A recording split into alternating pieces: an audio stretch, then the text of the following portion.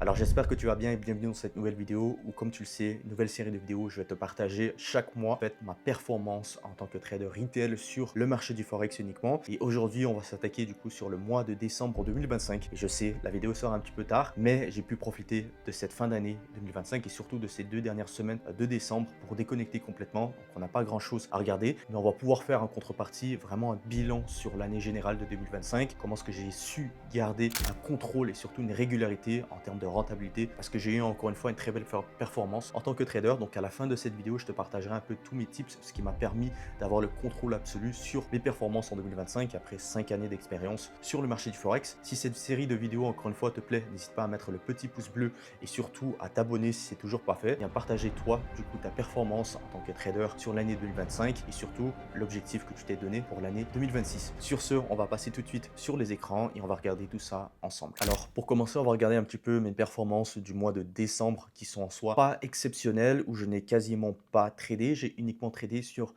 les 2 premières semaines du mois de décembre pour des raisons déjà personnelles et parce que je sais que notamment le mois de décembre, c'est un mois où statistiquement parlant, par rapport à mes dernières années, je sais que c'est pas un mois qui est exceptionnel, où je m'expose beaucoup moins parce qu'on avait les réunions de fin d'année de toutes les banques centrales et leurs projections sur les taux et sur leur politique monétaire pour 2026.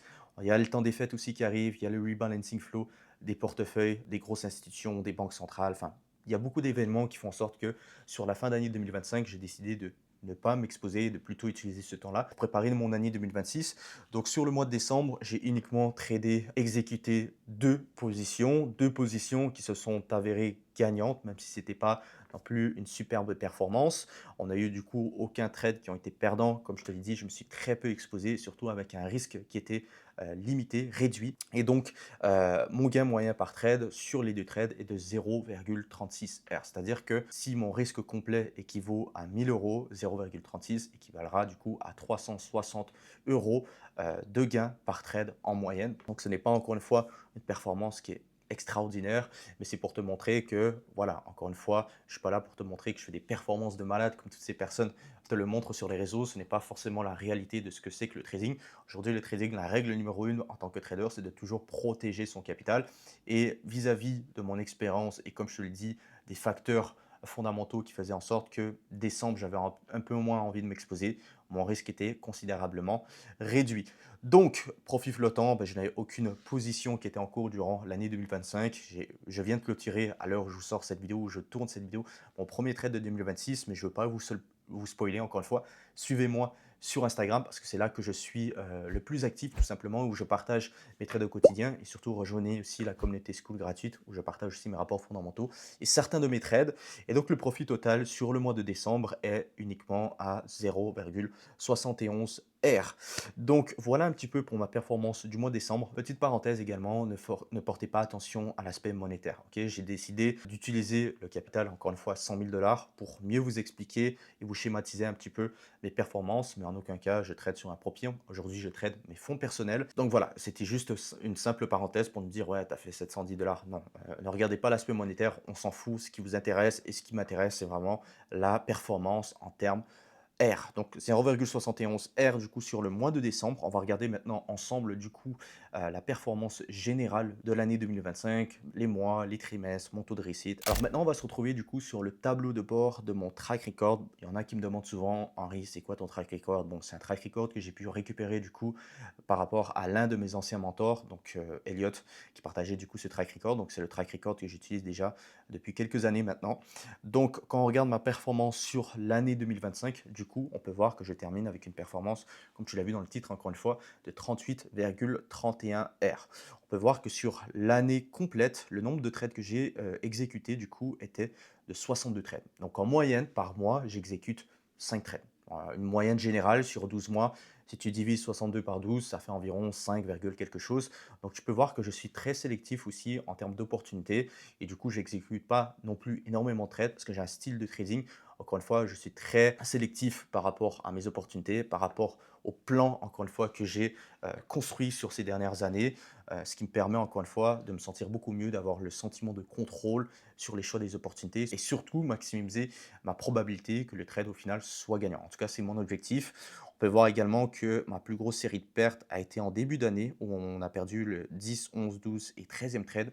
j'ai perdu 4 trades d'affilée et on peut voir que par la suite, on a pris 5 trades gagnants qui ont pu compenser du coup les pertes, la petite série de pertes que j'ai eues. Autrement, on a eu quelques pertes par-ci par-là, encore une fois. Et si on regarde du coup mes statistiques un peu plus en profondeur en termes de taux de réussite et surtout mes statistiques de mois en mois. On peut voir tout simplement que mon pire mois a été le mois de mars, avec encore une fois une perte qui était totalement contrôlée.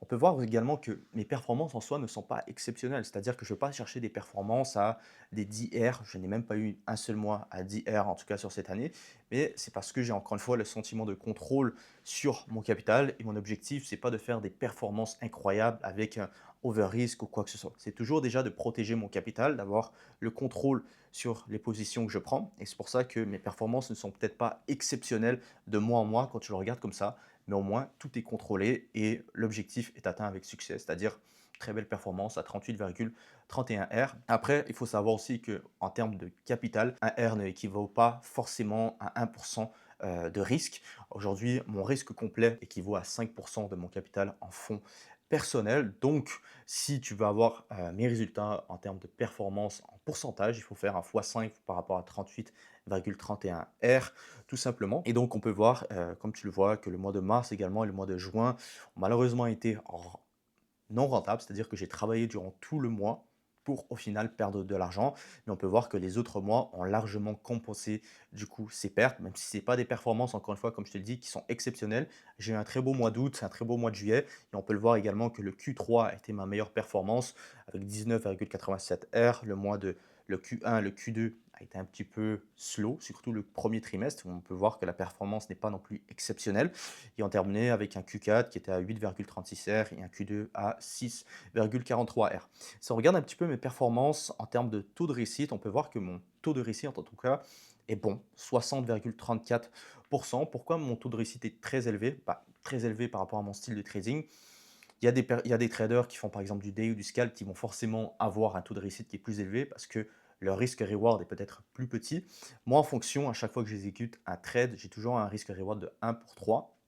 Et pourquoi mon taux de réussite est très élevé? C'est parce que j'ai une gestion de trade qui est également super restrictive. C'est-à-dire que j'ai l'habitude de trader mon stop assez agressivement dès que j'ai l'opportunité de le faire et du coup de sortir avec énormément de profit partiel. Donc j'ai eu très peu de TP total, en tout cas sur l'année 2025, et très peu de stop loss full. Et encore une fois, mon objectif en tant que trader, c'est toujours d'essayer de minimiser mes pertes et surtout de maximiser mes gains potentiels sur un trade.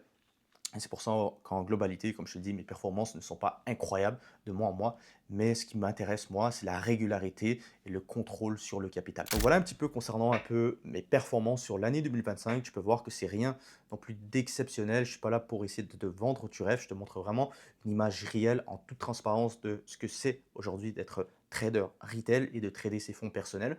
Maintenant, si j'ai une leçon à te donner pour l'année 2026, si toi aussi tu envisages à atteindre une rentabilité de façon constante, à chercher de la clarté, de la confiance et du contrôle sur ce que tu fais, la chose la plus importante sera déjà d'avoir un vrai système solide et personnel à ta manière de trader. En fait, le système, c'est ce qui va permettre d'encadrer chacune des décisions que tu vas prendre sur le marché sans laisser n'importe quel aspect important aujourd'hui dans ton trading au hasard.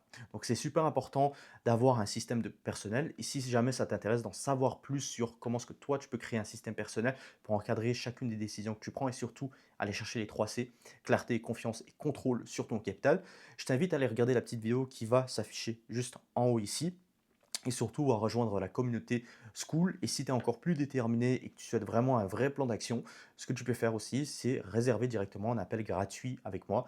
On va pouvoir discuter de ta situation actuelle en trading et pouvoir mettre un plan d'action du coup sur les 4 prochains mois pour t'aider à atteindre tes objectifs. Donc voilà pour la petite vidéo. J'espère qu'elle t'aura plu, en tout cas qu'elle t'aura apporté de la valeur. Encore une fois, on va se retrouver à chaque fin de mois ou début du mois prochain pour te partager encore une fois à chaque fois mes performances, qu'elles soient bonnes, moins bonnes ou comme là, pas forcément super intéressantes. En tout cas, j'espère que ça t'aura plu et je te dis du coup à très bientôt pour une prochaine vidéo. C'était Henri. Ciao, ciao.